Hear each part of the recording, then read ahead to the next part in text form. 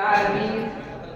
والصلاة والسلام على سيد الأنبياء محمد بن عبد الله الأمين، ودعا بدعوته إلى يوم الدين. أما بعد، رئيس بحفلة المبجل وحضرات الحكم والحاضرون الكرام، أريد في هذه الحفلة الميمونة المباركة السارة أن ألقي أمامكم خطبة وجيزة حول الموضوع وما أرسلناك إلا رحمة للعالمين، انتهازا لهذه الفرصة الثمينة الغالية. إخواني في الله، إن هذه شهادة تاريخية لا ترد، وحقيقة لا تجحد، وكلمة الرسالة أن الرسالة التي جاء بها محمد صلى الله عليه وسلم، إن هذه شهادة تاريخية لا ترد، وحقيقة لا تجحد، وكلمة الرسالة أن الرسالة التي جاء بها من رب العالمين نزل به الروح الأمين، وأن الرسالة السابقة التي جاءت من قبل بعثة نبينا كانت مختصة بزمن أو مكان، وكل كتاب سماوي وصحيفة إلهية نزلت كانت مختصة بزمن أو مكان، وكل كتاب سماوية وصحيفة إلهية نزلت. اعلموا أيها المستمعون الكرام أن نبينا بعث رحمة للعالمين،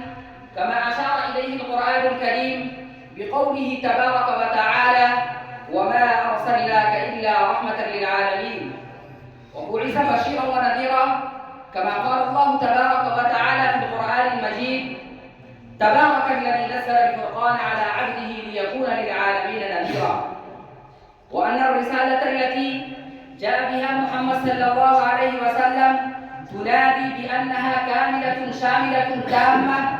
لا نقص فيها ولا شطط، ولا عيب فيها ولا عوج، كما أشار إليه القرآن الكريم بقوله تبارك وتعالى في القرآن المجيد: اليوم أكملت لكم دينكم وأتممت عليكم نعمتي ورضيت لكم الإسلام دينا. أيها المستمعون الكرام، وقال رسول الله صلى الله عليه وسلم: